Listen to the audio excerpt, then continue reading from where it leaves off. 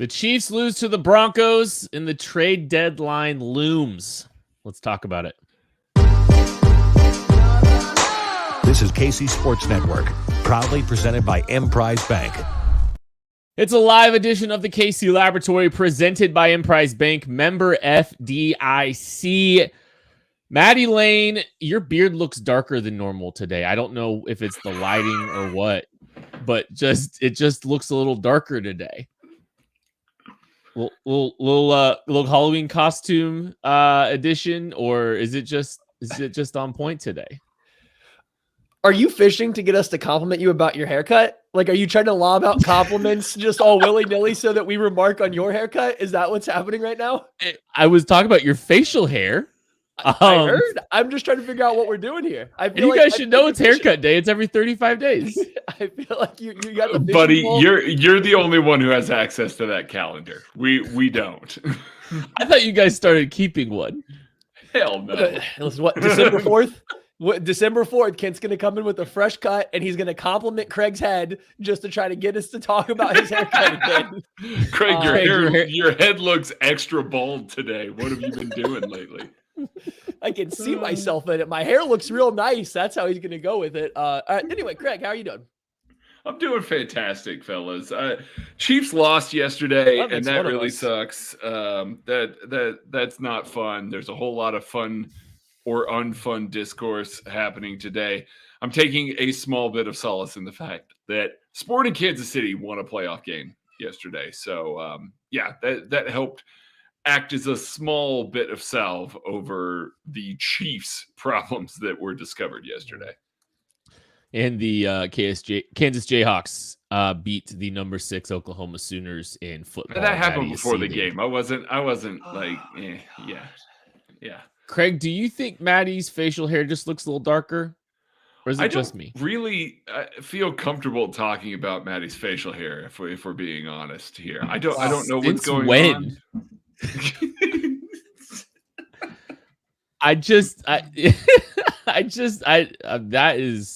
That is news to me. Okay. So Chiefs lose. We have a lot of conversations to have potentially about it. I don't know how much we really want to go specifically into the Broncos game. I'm sure there will be some stuff that bleeds over into it, but I think like one of the big overarching conversations that we want to have, it's stemming around the wide receivers, the wide receiver room. And I mean, I've got a lot of thoughts on this. I know you guys do too, because we've spent all day talking about it. There is also what? And there's a trade deadline that's less than 24 hours away. I think we're sitting 19 hours from the trade deadline happening here. So, I think assessing where we are at essentially the midway point of the season, this was supposed to be the runway for this team to figure things out in the wide receiver room. They figured it out. No, I think they did figure it out. The wide receiver room ain't it. They figured it out just fine. I think they accomplished the goals accomplished, Kent. Mission accomplished. I mean, look, like there's one giant redeeming quality in this wide receiver room, and it's Rashee Rice. Justin Watson. Justin Watson. Well, you want to know, okay. We can. You said we were going to bleed into the game. I just rewatched it. Justin Watson is open. Justin Watson makes plays when he gets the ball thrown to him. Justin Watson was wide open down the seam before Skyy Moore dropped that touchdown on first down of that down a series, and I guarantee you he catches it if the ball's put into his belly button. So, I don't know. I'm not accepting Justin Watson slander anymore, okay? Like, we joke, we jest that he's the Chiefs wide receiver one. No, he is. Like, I think Rashee Rice has a higher ceiling. Justin Watson's better right now. He's the only wide receiver that Patrick Mahomes will throw the ball to with anticipation. He's the only guy that doesn't have to get out of his break before the pass begins coming his way. He's the only guy that's earned that trust, whether it's his skills at the catch point, whether it's running routes to the right spot, like whatever it is, he's the only guy that gets the anticipation, the trust throws from Mahomes. And I mean, he makes the most of them. So like, we spent all off season, not just us, but like every Chiefs fan was like, oh man, Justin Watson's back. This stinks. Hopefully he's cut, but his contract says he won't be. Thank God they have him. His wide receiver room would look absolutely horrendous without Justin Watson right now. Like, he's doing so much for him. So, like, yeah, I mean, you were saying there's one redeeming thing. I knew where you were going with it, but like, Justin Watson's played very good football. So, like, I just had to get. He's not a progress. He's not a progress stopper. He's the only not a progress stopper. Well, that and our King Rishi Rice, but yeah. Thank God for Justin Watson and his stability and his steady presence and his consistency within the offense. So yeah, shout out. There is consistency there. I'm with Maddie. I don't disagree with it. We're still talking about a guy that if he played all 17 games right now would be averaging 633 yards. Like, that's terrifying. I mean, that is the exact indicator that you need to even get into this conversation right there. Justin Watson right now is wide receiver 1. Like, he is, and we joke about it, but he is, and he has been playing very well. He has earned the trust of Patrick Mahomes. He's not just a vertical ball guy. That catch that he made along the sideline was phenomenal, but he does a lot more for this offense. And he's only going to be around 630 yards over a 17-game season.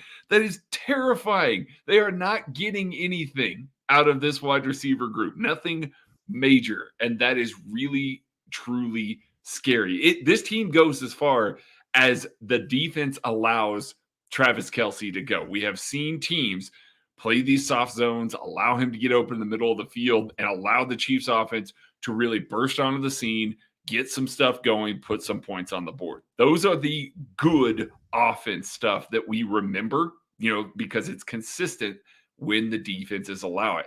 When you've got a game plan like Denver did yesterday, where it's just basically, hey, we're going to bracket Travis Kelce and literally anybody else go beat us. Like, seriously, somebody else go get open. We're going to force Patrick to try and throw with anticipation to any one of these other guys, and it just doesn't happen. And so Maddie's absolutely right. Justin Watson, wide receiver 1, that is a scary place to be in for the Kansas City Chiefs right now. I don't think this is a day to go and flex all of the receipts that we have. I don't, and so like, because we're halfway through the season and like we're all rooting for good things to happen. We want Skyy Moore to be Jerry Rice. We want Rishi Rice to also be Jerry Rice. We also would like for Kadarius Toney to also be Jerry Rice. 3 Jerry Rices. But I will Randy say Moss in there. They don't all have to be Jerry Rice. Can we get a Randy, a T.O.? I mean, I'll even settle for a Calvin at this point.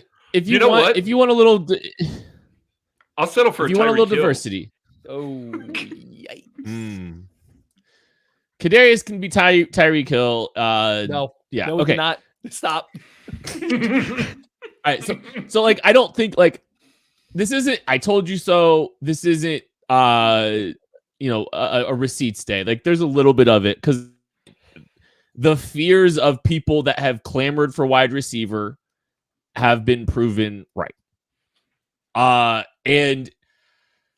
But yeah, I mean, there's a lot of layers to this. I don't know where to start. I want to start with, I guess, like Kadarius Toney and Skyy Moore. So Kadarius Toney was, I know Skyy Moore has been the poster child of the blame for Chiefs fans when it comes to this receiver room. And Skyy Moore's been bad. There's no ifs, ands, or buts about it. Kadarius Toney's been worse. Kadarius Toney's not been good. And, we were told as Chiefs fans heading into the season by reporters, and I'm not blaming the reporters. I'm frustrated at the information we received that very likely came from the Kansas City Chiefs themselves. That Kadarius Toney was going to be the wide receiver 1, and the Chiefs view Kadarius Toney as the wide receiver 1 for this team. Kadarius Toney is averaging 5.7 yards per catch. Craig Stout had more rushing yards than Kadarius Toney yesterday. 5.7 yards per catch is the worst receiving yards per catch of any member on the team, including soon-to-be traded, cut, whatever, Richie James, who is averaging 6 on his 1 catch. I know that like we'll talk about Skyy and all that stuff because there's a lot of layers to that. Kadarius Toney, the Kadarius Toney discourse has been way too quiet, and I know that we can explain away the injuries that started the season when he got hurt trying to return punts before the first training camp practice. And we can explain away some of that and say, well, he's off to a slow start. It is the middle of the season, and he is getting less run than he was to start the season. He received 20% or less of the snaps the last 2 weeks, and he's done nothing with them. We talk about Skyy, but we had Kadarius Toney wide receiver run one rammed down our throats. And the best ability is availability, and he's not available. And he hasn't, I mean, he's worse this year than he was last year. It's inarguable. In 7 games last year, he had 170 yards receiving. And this year, he's averaging 5.7 yards per catch in 8 games. So I want to start with Kadarius Toney.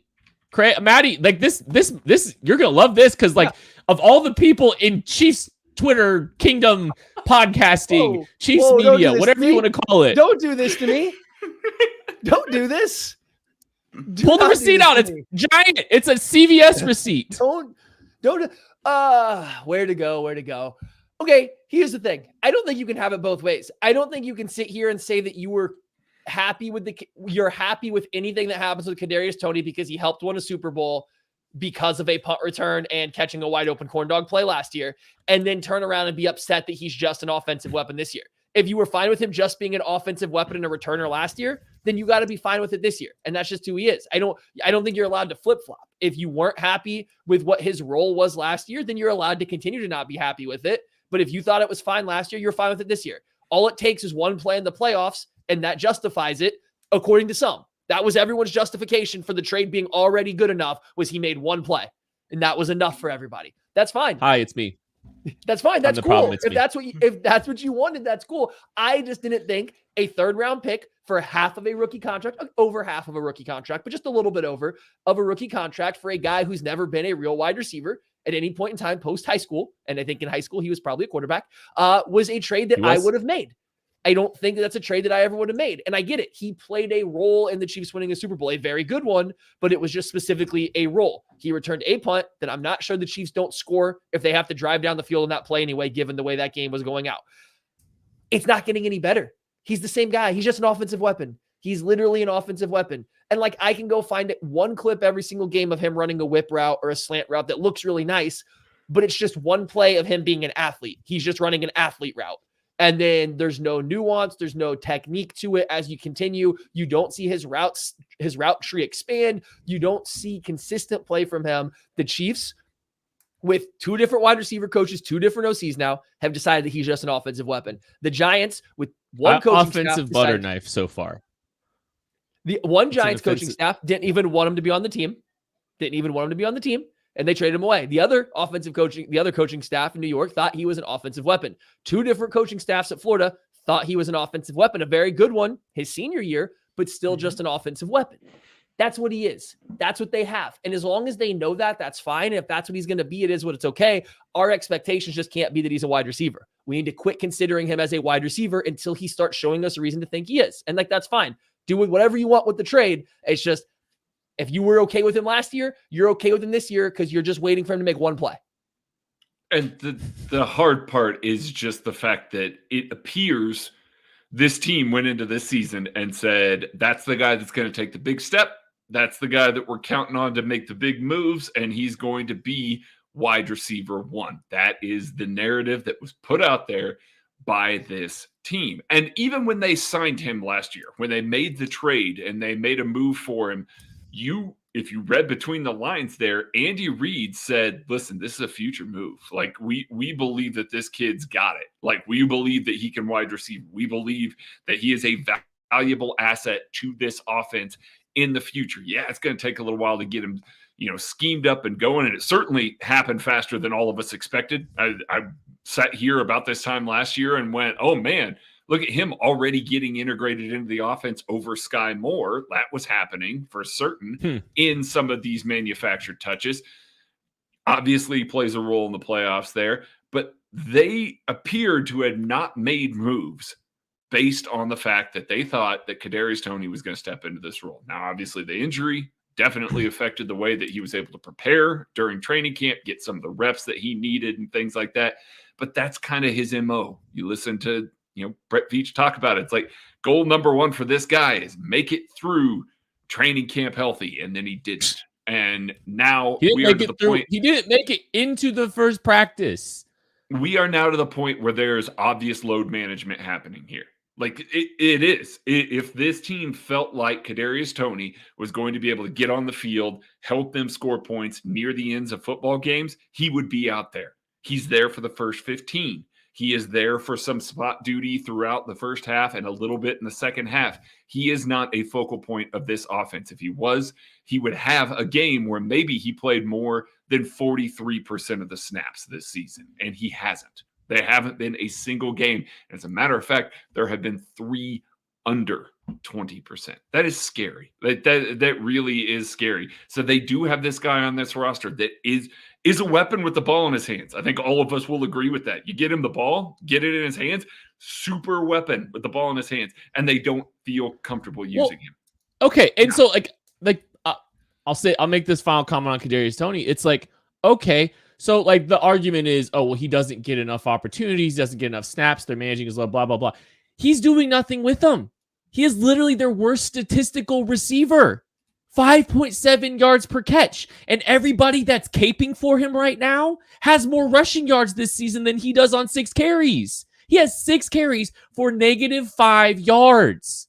There is no silver lining about opportunity. It's not that he's doing more with less. He's doing nothing with little. And it's like there's no justification right now. He's not been good. And even if the argument is healthy, you knew the bill of goods that you were getting when you traded for him. This is not a new issue with Kadarius Toney. He has a medical history. He always has. And so you're banking on him improving and him staying healthy. And he's done neither. And we had to hear all offseason the reason and the justification for this team not investing in the wide receiver position was because they believe Kadarius Toney's wide receiver 1. Well, he's not. And he's been literally their statistically worst receiver. Pass catcher. Just pass catcher. Isaiah Pacheco's done more in the passing game than him. Clyde. Jarek. Noah. Blake Bell. We're going to take a break. We'll be back right after this. Thanks for listening to KC Sports Network. Make sure you download our new app. Find it on the App Store or Google Play. Just search KC Sports Network. We ready to move on from Kadarius? Yes. Yeah. Wait, no, Okay, is that for the show or is that the Chiefs? Speaking of, my answer's the same. we know. All right. Falcons need more yak guys. They don't want to throw. Just send for the Falcons. Well, okay. Well, that doesn't solve. He didn't solve their problem either. Okay. So let's move on to. I guess let's move on to Skyy. I really do feel bad for Skyy. I think he's a good kid. And I think, if you read some of the commentary about him last year. And I think he's a guy that has struggled with confidence in the past. I don't know if anything that's happened this year is helping him, and I hope he's off Twitter. I hope he's not reading anything because that's not going to help him, gain any confidence.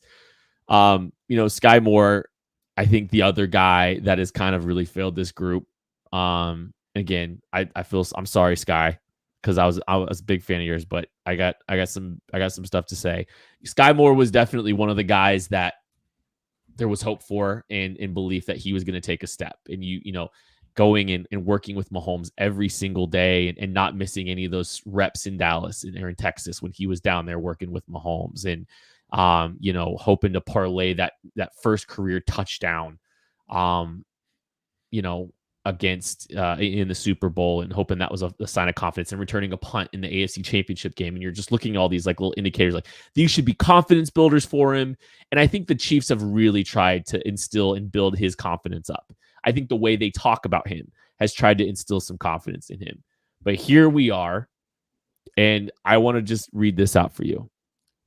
Skyy Moore averaged 37.3 receiving yards per game in September. That's including a goose egg in week 1, but like a couple big games look like he was really on the way up.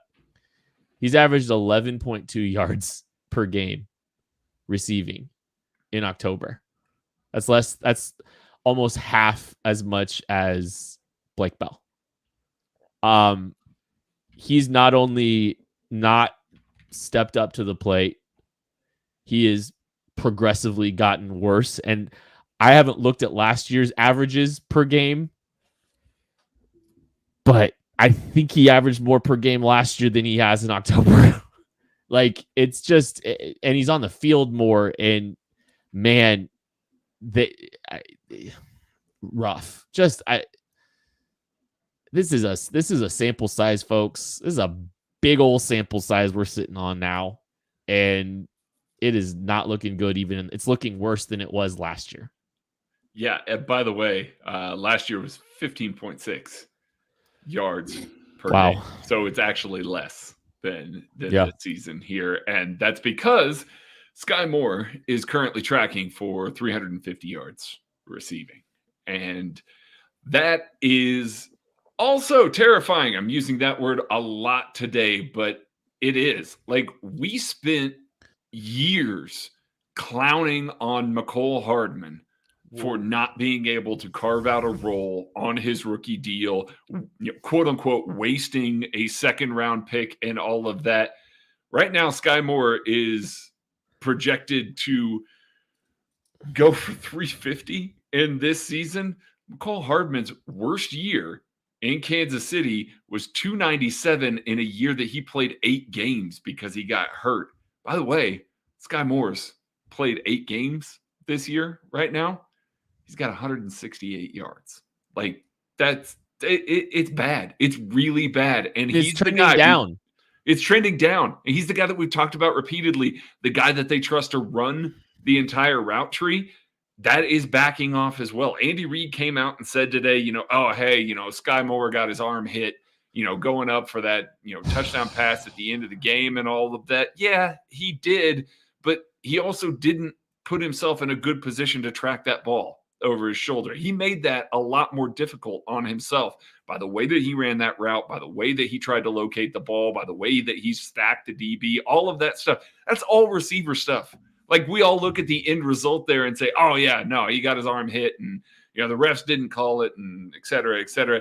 There was a litany of things leading up to that could have made it a lot easier on himself, and it didn't. And that's kind of a microcosm of his role in this offense. You take screenshots, you look at various things, and you're like, hey, listen, Skyy was open on this play and Patrick didn't look for him. Yeah, that does happen. Maybe he's late. Maybe he's not in the spot that he's supposed to be. Maybe he didn't, stem the route appropriately. Maybe there's something else. There's always something that's not quite right to the point that now Patrick Mahomes doesn't trust him and threw him a big moment, put the ball in his breadbasket right there at the end of the game, and it doesn't go well. That doesn't help build the trust. There's not a whole lot of positives to take from what we have seen from Skyy Moore right now, and it really sucks because the player that I watched in college, I really loved the way that he played football, and it just has not translated to the NFL right now. Okay. Compliment sandwich. Skyy Moore did just as much last year as Kadarius Toney for this team. He had 1 punt return in the playoffs and caught a wide open corn dog. And yet that wasn't enough to buy him grace for his entire rookie contract. Mm-hmm. That's weird.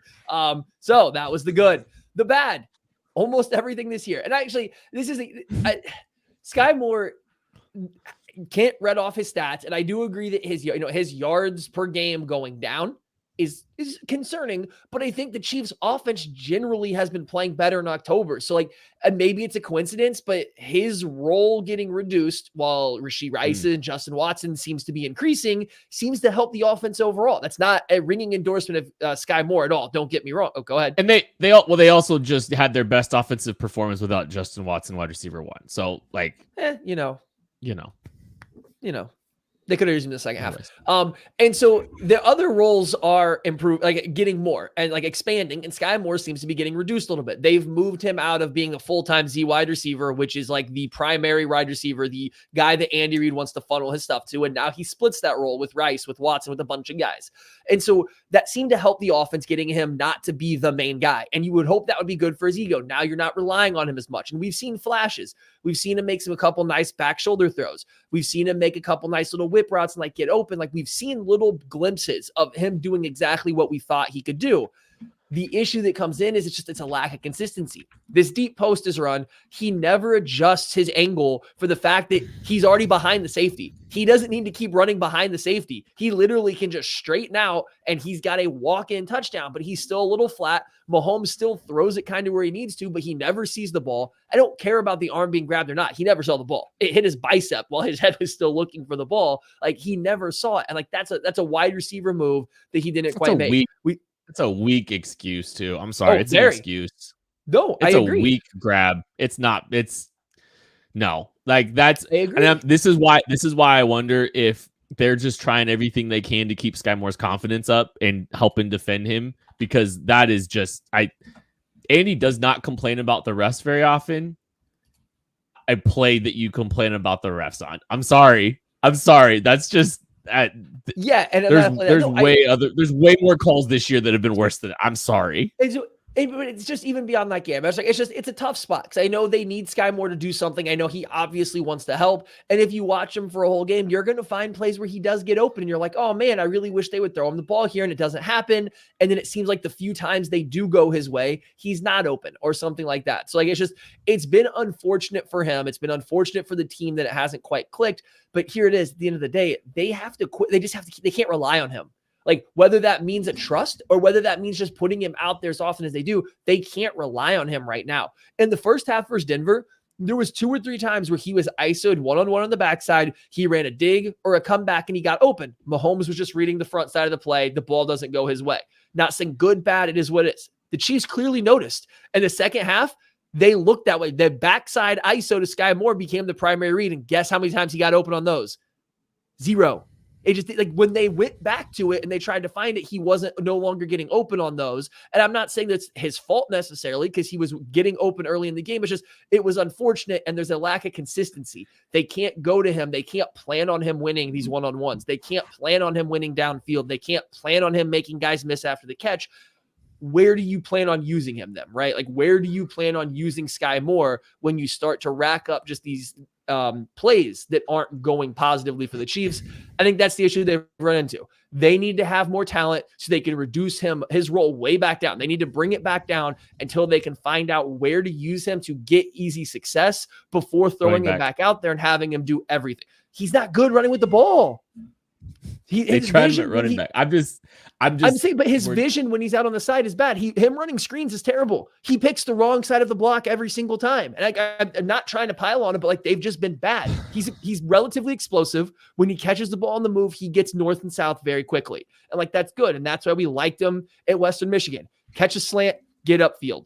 Catch a comeback, get upfield. That's what he did. He's just struggling to get to that point in the NFL. I think the physicality of NFL corners are really bothering him too. I think that's something we have seen with Mecole Hardman as well, trying to run routes. Like they're struggling. And I don't know how you start to factor him into the offense until you find something he can do. All right. So I'm seeing a lot of comments asking, finding it funny that Patrick Mahomes' fault that he's not throwing to open receivers. Asking if Mahomes is holding on to the football because he doesn't trust his receivers. The answer is yes. He doesn't trust his receivers. And it's not just the throws he doesn't make. There was an out route to Skyy Moore the other. All right, so let's look at 2 plays with Skyy. There was an out route that Skyy Moore ran a few weeks back, and he ran it to the wrong depth. And Mahomes wanted him at a different depth than he threw it to. So Mahomes threw it to a shorter depth, and Skyy was upfield. Okay? Then let's go a week. I think it's a week later. Skyy Moore tries to runs an out route. Mahomes holds onto the ball longer. He waits for Skyy Moore to break, and then he throws the ball softly on the out route because there was so much leverage. He had enough space to do it. He threw a ball softer because he wasn't confidently seeing or trusting that that Skyy was going to break at the right depth and that he was going to break correctly. So I want to say that there's a lack of trust 100%. And Mahomes did not forget how to play football overnight. And Andy Reid did not forget how to call plays overnight. We are months removed from a historic offense. There is one variable here that is drastically different than years prior. And it is the wide receiver position, a lot of inexperience, and a lot of guys that he's not confidently seeing do what he wants done. And here's another caveat I think is very important, and I think people need to understand. The ramifications of a receiver running the wrong route in between the numbers specifically it's so substantial. The ball is at risk at a great magnitude when the ball is thrown in the middle of the field and a receiver doesn't do what he's supposed to do. It is crucial that he trusts specifically what is happening in between the numbers. Like, and it's everywhere, don't get me wrong, but the stakes are so much higher in between the numbers. Because if you're running a wrong route, you're very off. It's a triangle game. There's triangles of defenders and triangles of receivers. So there's very often going to be a defensive back that is potentially able to to make your mistake turn into a touchdown or an interception. The stakes are so high. And so Mahomes holding on to the football in the middle of the field because he doesn't trust this group is turnover avoidance sometimes. And I'll hold this thought for after the break. Unless we're going to take a break. We'll be back right after this because I do have one more little addition to this comment. Thanks for listening to KC Sports Network. Make sure you download our new app. Find it on the App Store or Google Play. Just search KC Sports Network. I teased that like there's like a little caveat to the end of Mahomes needs someone that he trusts in the middle of the field. Yada yada yada. I don't think the bar to clear is super high for this receiver room from a talent perspective to move the needle for this receiver room. It's literally just someone else that Patrick Mahomes trusts that can run that reads leverage, that reads coverage, that runs the right route, that works to space and is going to be there consistently. Justin Watson. Justin Watson's productive because he's doing the right things. He's one of the least talented receivers on this football team. But Justin Watson is where he needs to be. He's doing what he needs to do. It's consistency. It's reading coverage. I don't think the bar to clear for this offense to look significantly better is super high. It's finding one other player that could really just be trusted in areas that Mahomes wants to throw the football, and then be trusted when Travis Kelce gets covered, when he gets bracketed, when he gets doubled, which is, again, no receipts. It is what we have. This is something we have spent a lot of time talking about this summer. This is the concern, and the concern is being realized. When Travis Kelce gets bracketed and you try to make someone else beat you, they don't have an answer for it. But I don't think that bar is very high to clear. It's not hard to clear. Whatever. You know what I meant, Matthew. I know I've talked for like 6 minutes straight, but yeah. What are we talking about? I think this started with, is there some blame for Patrick Mahomes in this? And I mean, like, yes, because I don't think he's playing as good as he has in the past, right? Like, there's definitely clearly he's not playing his best football right now, but then you have to take into account the situation. I think, like, to some of Kent's point, like he just talking about Skyy Moore, but this is beyond Skyy Moore. This includes Rashee Rice, who I think we all are big fans of. This includes MVS, who we were, had a pretty good game last week, and then now was up and down. So many times guys are getting out of their breaks and not coming back to the ball. And that's just such a most basic, simple thing. You can't come out of a break and stay flat in the NFL. It just doesn't work. You have to work back towards the ball to become friendly. Guys are coming out of breaks on these corner routes. And I'm not saying that Mahomes is right or the receivers are right, but they're coming out at different angles than he's throwing it. Whether that's a read, whether Mahomes is just off on all of them, I don't know. But we're also seeing receivers come out flat and the ball going up over their heads. We just see so many times. Skyy Moore specifically has had a lot of plays where Mahomes is stepping in to uncork a throw to him, and you can actively see him adjust how he's throwing, not his arm angle, not what he's doing. You just see him start to pull back and take a little bit off. He's done it to other guys too. He's not throwing with confidence in the same way he has in the past.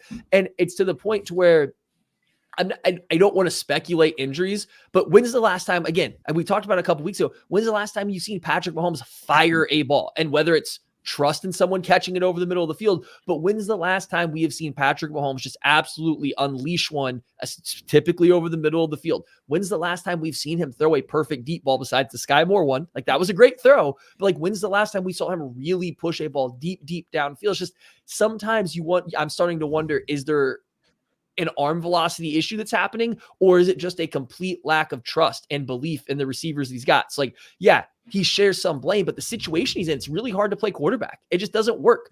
It just doesn't work to play quarterback like that. Craig, can I just jump in one more quick comment? I know I've been talking a lot. Sure. Hey, I asked. Yeah, go ahead, buddy.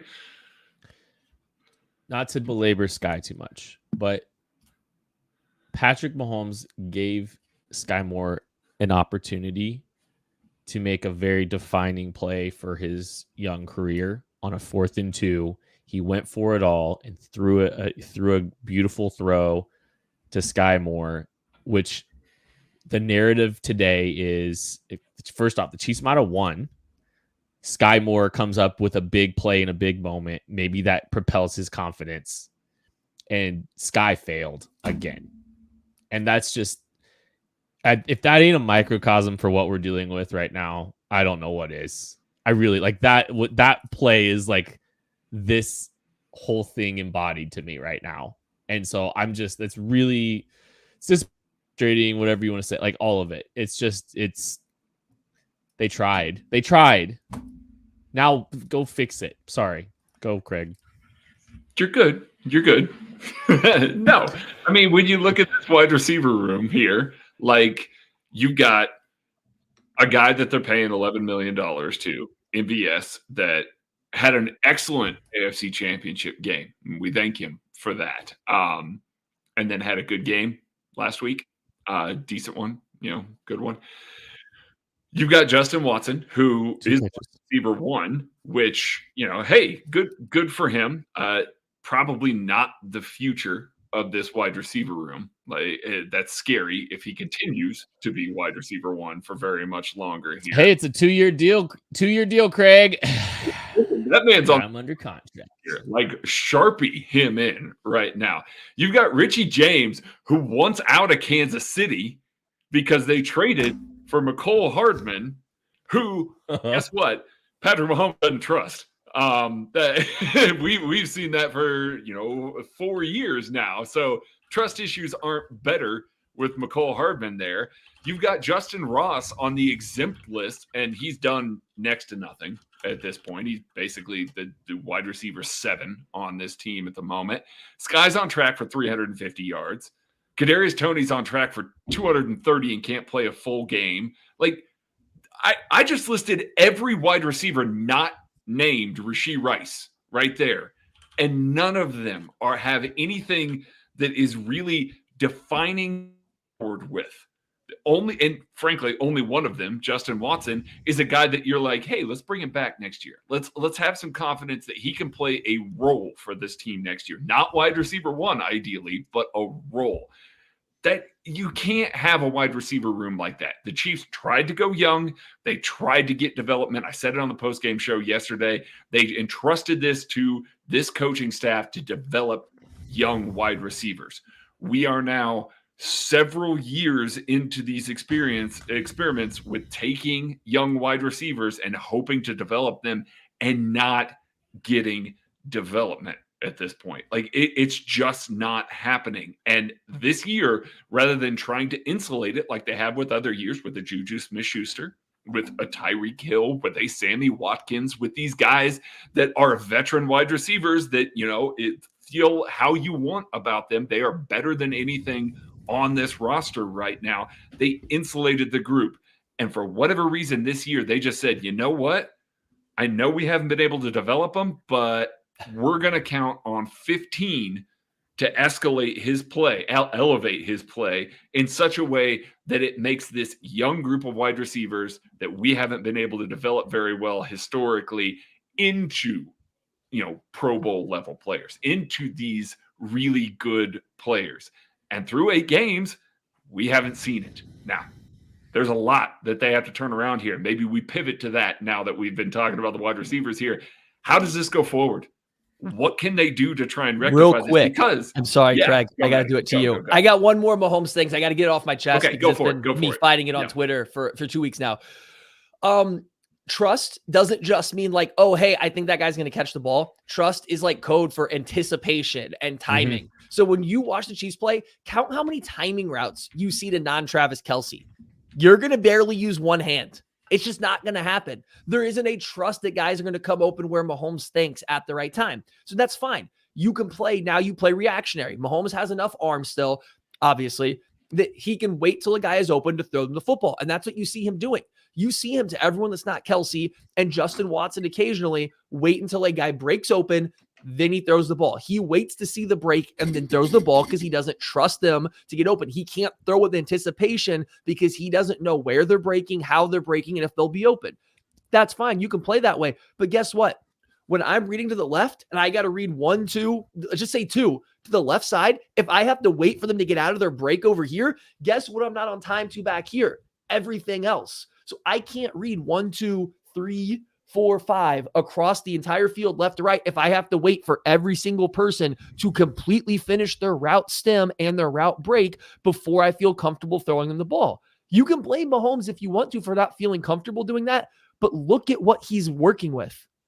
Look at what the guys have shown him. You can't blame him. So when people keep saying, oh, but look, this guy's open on the backs, like I get it. Yeah, maybe a guy did get open on the backside and Mahomes didn't get to him, but why did he not get there? Because he's waiting for Skyy Moore to come out of his break to see if he's going to work backwards with the ball. He's waiting to see if MVS is actually going to win across a corner's face. Like, trust means more than just trusting a guy to catch the ball. There's a lot that goes into it. So if you want him to just quote unquote look at the field and wait for someone when someone's open, throw it to him, then you're going to have to deal with him being late to stuff on the other side of the field sometimes. And that means he might not see everybody that gets open because he's late. It's like it snowball effects. And like, I think you have to get that out there because I think too many times you get screenshots of guys open on the backside without comprehending why the ball is not going to him. And it's because he's not looking there yet because he's waiting for the other guys to maybe get open or maybe not. The vast, vast majority of the phrase trust is nothing to do with catching the football. Like nothing. Well, like, except for in Kansas City, maybe. No, it's primarily like, I don't trust you to be where you're supposed to be. I don't know if you're going to be exactly where I need you to be. And if you're not, I'm screwed because I'm going to throw this ball into this triangle of 3 defenders that you're in between. And I don't believe that you're going to do exactly what I want you to do. And so we talk about like, I think the play calling's hamstrung because of it. And I think so. I mean, it is hamstrung. Like, and I think you saw this. I'll tell you this. And like, this isn't me bragging, but this is me saying I called 2 plays on the first possession to Tucker. I told him exactly what plays were going to be run. And I think it's just because they're having to go back to like, they're just like some of the basic square one stuff. And some of the like, just, they tried to shovel to Rasheed. I called the shoulder sheet, and then I said, Kadarius Toney's carrying. They're running this little counter with Kadarius Toney, and then he lost yardage running into somebody. I think that they have an identity crisis on offense. And that's what it like. I don't think they don't have an identity, and that's the biggest problem. And so they're trying their best to get creative with simple stuff that they think that this group can execute. And the hamstringing, like the 3rd down swing route out, a 3rd and 5 swing route that they threw in the high red, like they don't trust Mahomes. They don't trust this team to run drop back on 3rd and 5. And it's like, that's yikes. So I want to laugh. I think it's hilarious, the whole Richie James thing, because Richie James was also sold by some as part of the solution, and he's asking to be traded, and the Chiefs don't have a spot for him. Like, I don't know why that's so funny to me, but like, he was part of the solution, and like Richie James season was upon us and it didn't even materialize to anything. All right, so we're like what 18 hours now, 19 hours from the trade deadline. This is do or die for this team decision making at the wide receiver spot. Are they going to do something? Are they going to make a move? Some reports are that they won't. But like, and BJ made a good point. Like, it's going to be difficult for any wide receiver to step in here, and I get that sentiment. I get it. We're talking about like a run of the mill guy that's trying to get 500 yards in a year, just a Jag starting wide receiver. Sure. You wouldn't tell me, I don't think the Chiefs are going to get any of these players, but you wouldn't tell me that a guy like Mike Evans can't step into any team in the NFL and be a productive wide receiver after 2 weeks. I don't buy that. I don't buy that Terry McLaurin couldn't walk onto any other team and by the time week 11 comes around, still be a wide receiver 1 type of player. Like I don't buy really good players, even in this offensive system, need that much time. I think you've seen multiple wide receivers throughout the years that they have come in and have been already really good, have hit the ground running. It's when you come in to bring in guys that need to elevate themselves that take them a while. So I do push. BJ obviously has a better understanding of like what that's like for the players. It's just, I really think a guy that's really good, it would hit the ground relatively running. Like I just have a hard time buying it. Well, especially since we're not saying, okay, well, they got to trade for a player right now, and he's got to fly to Germany, and he's got to be a 150-yard receiver against the Miami Dolphins next week. Every conversation about this team now, they are good enough, especially since, thank goodness this defense has been as good as they have for the first 8 weeks of the season. This team would look a lot different. This record would look a lot different. They're going to be in the playoffs. They're going to win the AFC West. They are going to be a major factor once January and February come around. It is all about getting to that point and being at your best. So when we look at this roster and we say, how can they get better? We have now tried this for 8 weeks with these wide receivers.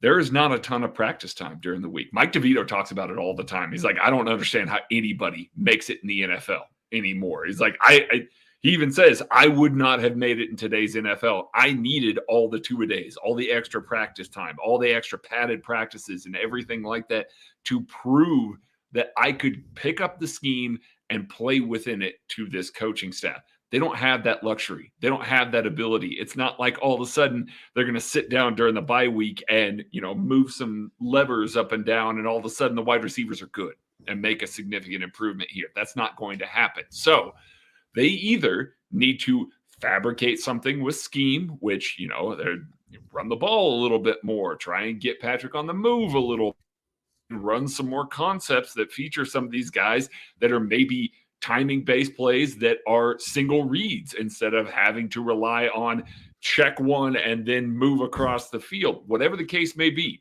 schematically that can still happen, but you're still limited ceiling-wise with this group.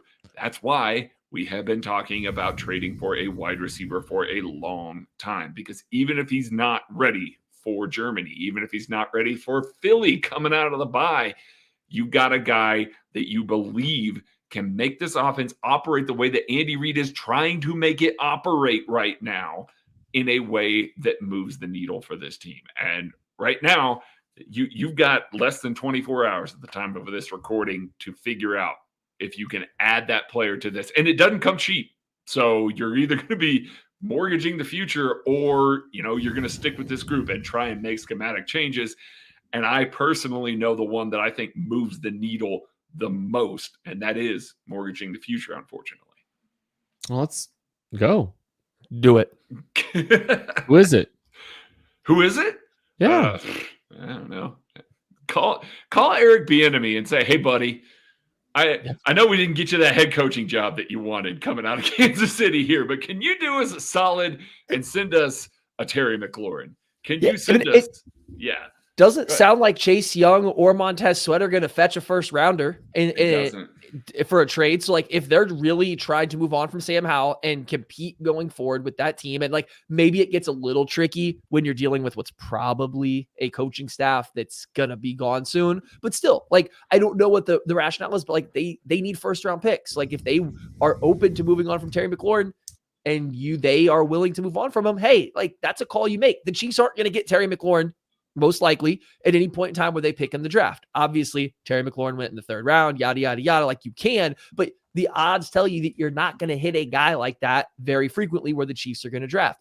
Same thing can be said, and to a bigger extent, and Minnesota would be silly for doing it. You call about Justin Jefferson. You call Tampa about Mike Evans. You call people about wide receiver ones and just see what they're going for, right? You see those guys, I feel like they can all come in, and by, again, 3-4 weeks from now, they can all be not just wide receiver ones on this team, but be NFL wide receiver ones while they're here. And like that matters. Then even past that, I think you got to call out what I don't want to see the Chiefs do, and I don't think they would, is trade for an average guy. And I don't know who's available that's an average guy. Not Jacoby Myers, but Kendrick Bourne just got hurt for the Patriots. I think he's out for the season. But if he didn't get hurt, trading for him, while I like him as a player and he'd be the best wide receiver, I don't think that moves the needle. So like there's a certain level the guy has to be, which requires more draft capital, but you look for those guys. Arizona, I think, recently said they want Hollywood Brown to be part of their future, but they're also Arizona. And like, what are you doing with the guy on the end of his rookie deal? You call them also Arizona. You see what they want for Hollywood Brown, because he is going to be expiring soon. It's just, there's a lot of guys out there that I do think would come in and matter.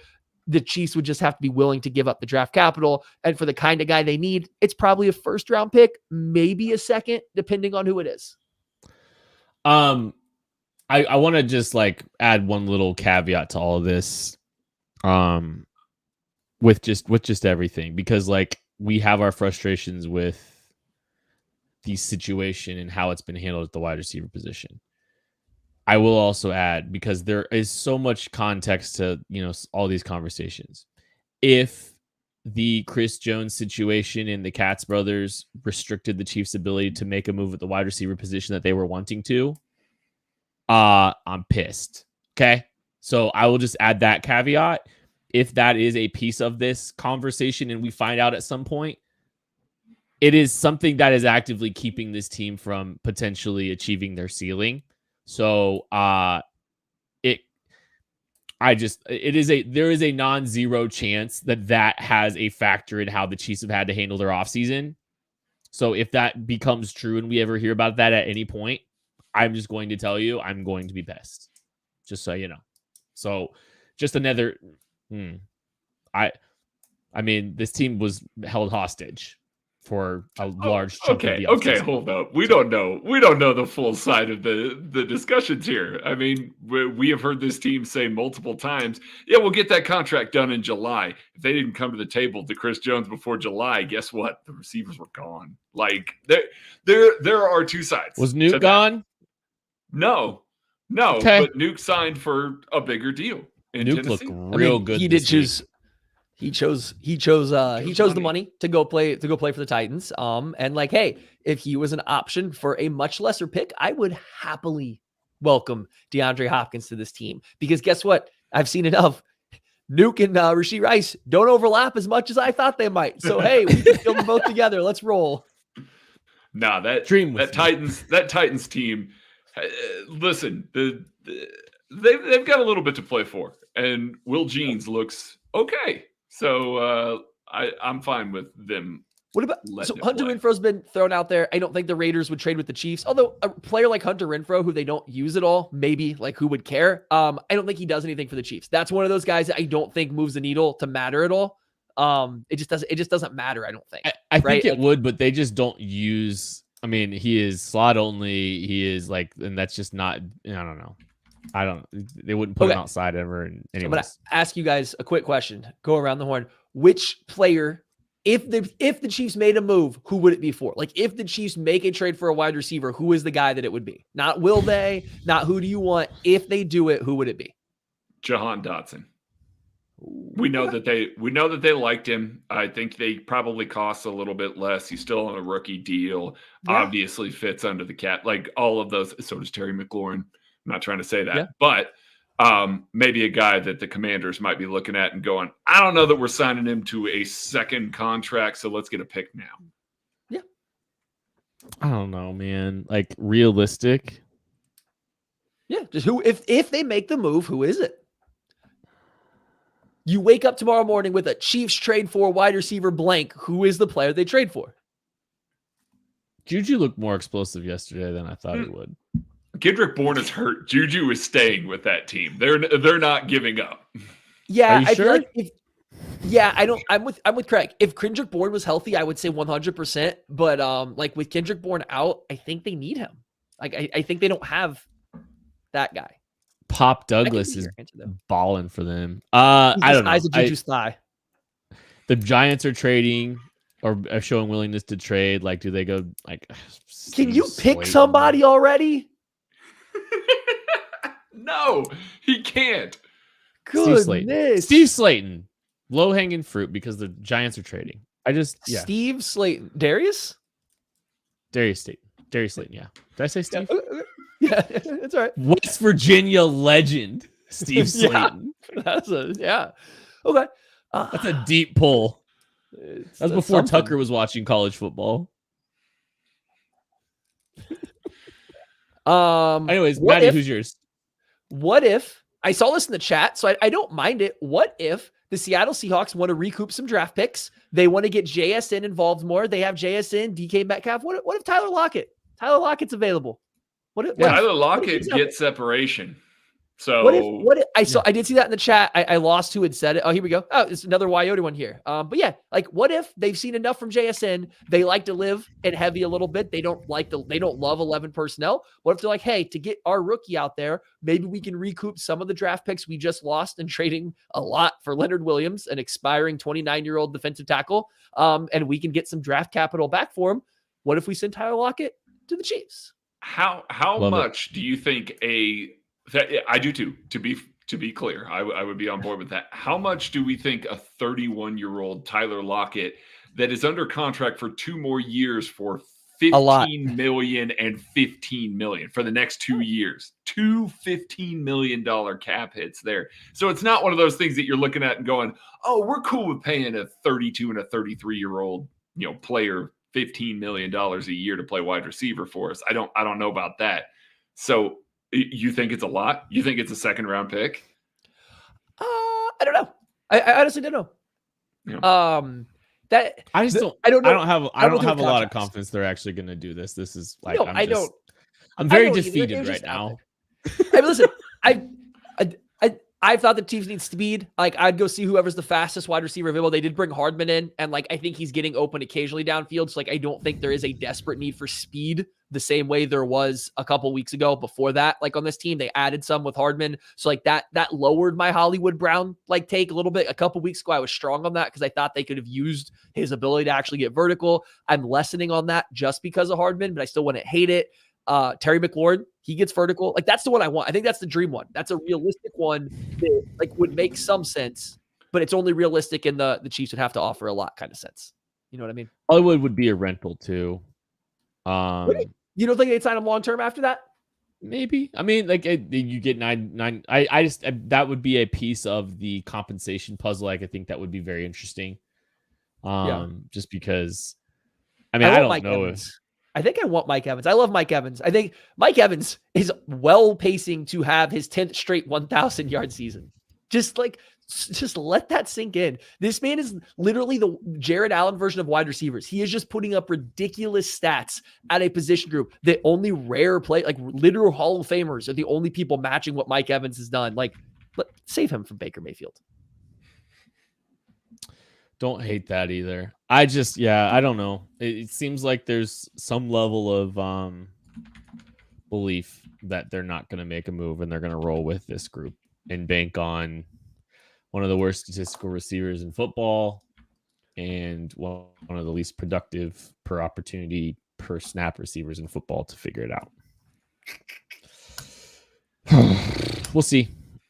Hopefully they make a move. I mean, there's still some time. We're holding out hope, but I'm not overly optimistic. but I would if like they to don't, see are them you make a move. panicking? Okay. This would be one word. If they don't, not panicking, but if they don't, like, what level is your concern at? What is your concern level if they don't make a move at wide receiver? Out of 10? Give me a number. Yeah. 8. 6. What about this? What about this room makes you think that they're not going to just double Travis and force Skyy Moore to do to make a play? Like, yeah, no, that's absolutely nothing. That's absolutely what's going to happen. Yeah. I'm like a 5. I'm going to throw a little bit of faith to Andy and a little bit of faith to Pat, that Pat will play a little bit better than he has. And I think the situation hasn't been great, but I think he can still play a little bit better than he has. I think Andy can be a little bit better than he has.